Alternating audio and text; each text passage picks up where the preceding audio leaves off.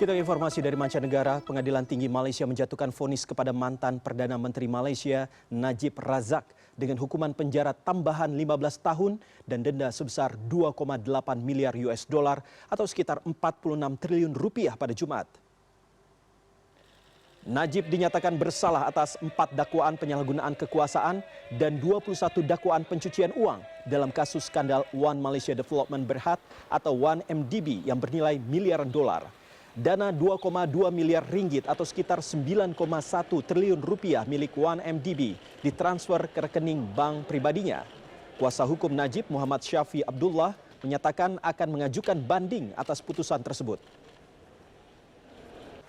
So, while we are disappointed, we are more agitated, not in a bad way, but agitated to do better in the appeal, because by Monday we will file the appeal.